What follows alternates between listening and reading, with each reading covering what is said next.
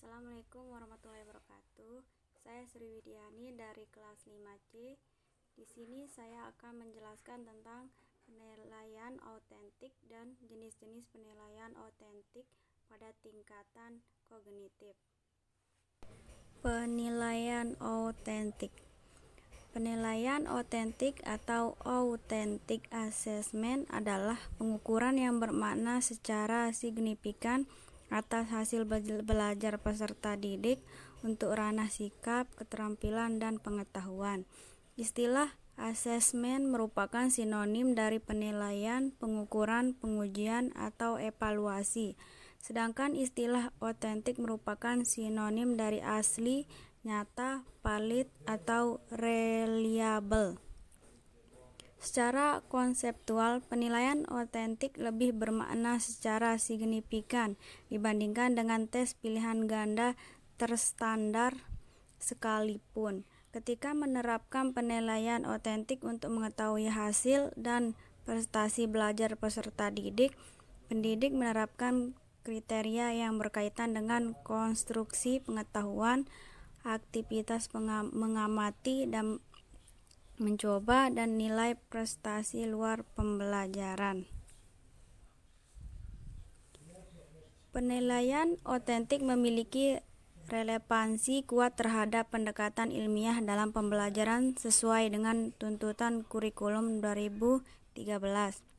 Penilaian tersebut mampu menggambarkan peningkatan hasil belajar peserta didik, baik dalam rangka mengobservasi, menalar, mencoba, membangun jejaringan, dan lain-lain.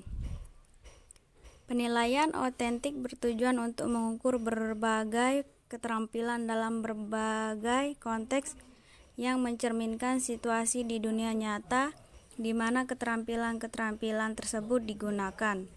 Misalnya, penugasan kepada peserta didik untuk menulis topik-topik tertentu sebagaimana halnya di kehidupan nyata, dan berpartisipasi konkret dalam diskusi atau bedah buku, menulis untuk jurnal, surat, atau mengedit tulisan sampai siap cetak. Jadi, penilaian model ini menekankan pada pengukuran kinerja dan melakukan sesuatu yang merupakan penerapan dari ilmu pengetahuan yang telah dikuasai secara teoretis. Selanjutnya, jenis-jenis penilaian autentik. Penilaian autentik menurut jenisnya ada 4, yaitu pertama, penilaian kinerja. Penilaian autentik sedapat mungkin melibatkan partisipasi peserta didik, khususnya dalam proses dan aspek-aspek yang akan dinilai. Guru dapat melakukannya dengan meminta para peserta didik menyebutkan unsur-unsur proyek atau tugas yang akan mereka gunakan untuk menentukan kriteria penyelesaiannya. Ada beberapa cara berbeda untuk merekam hasil penilaian berbasis kinerja. Pertama, daftar cek atau checklist digunakan untuk mengetahui muncul atau tidaknya unsur-unsur tertentu dari indikator atau sub-indikator yang harus muncul dalam sebuah peristiwa atau tindakan. Yang kedua, catatan anekdot atau narasi digunakan dengan cara guru menulis laporan narasi tentang apa yang dilakukan oleh masing-masing peserta didik selama melakukan tindakan. Yang ketiga, skala penilaian atau rating scale.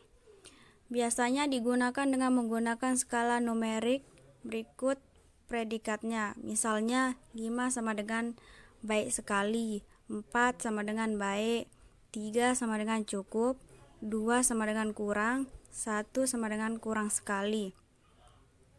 Yang keempat, memori atau ingatan atau memory approach digunakan oleh guru dengan cara mengamati peserta didik ketika melakukan suatu tanpa membuat catatan. Penilaian kinerja memerlukan pertimbangan-pertimbangan khusus. Pertama, langkah-langkah kinerja harus dilakukan peserta didik untuk menunjukkan kinerja yang nyata untuk suatu atau beberapa jenis kompetensi tertentu. Kedua, ketepatan dan kelengkapan terhadap aspek kinerja yang dinilai. Ketiga, kemampuan khusus yang diperlukan oleh peserta didik untuk menyelesaikan tugas-tugas pembelajaran. Keempat, fokus utama dari kinerja yang akan dinilai, khususnya indikator esensial yang akan diamati. Kelima, urutan dari kemampuan atau keterampilan peserta didik yang akan diamati. Yang B, penilaian proyek. Project assessment merupakan kegiatan penilaian terhadap tugas yang harus diselesaikan oleh peserta didik menurut periode atau waktu tertentu.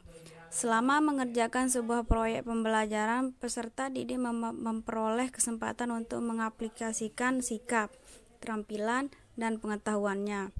Ada 3 hal yang memerlukan perhatian khusus dari guru, yaitu pertama, keterampilan peserta didik dalam memilih topik, mencari dan mengumpulkan data, mengolah dan menganalisis, memberi makna atas informasi yang diperoleh, dan menulis laporan. Yang kedua, kesesuaian atau relevansi materi pembelajaran dengan pengembangan sikap, keterampilan, dan pengetahuan yang dibutuhkan oleh peserta didik. Yang ketiga, originalitas atas keaslian sebuah proyek pembelajaran yang dikerjakan atau dihasilkan oleh peserta didik. Penilaian proyek berfokus pada perencanaan, pengerjaan, dan produk proyek. Dalam kaitan ini, serial kegiatan yang harus dilakukan oleh guru meliputi penyusunan rancangan dan instrumen penilaian, pengumpulan data, analisis data, dan penyiapan laporan. Penilaian proyek dapat menggunakan instrumen daftar cek, skala penilaian, atau narasi. Laporan penilaian dapat dituangkan dalam bentuk poster atau tertulis. Selanjutnya yang C, penilaian portofolio. Penilaian portofolio berangkat dari hasil kerja peserta didik secara perorangan atau diproduksi secara berkelompok.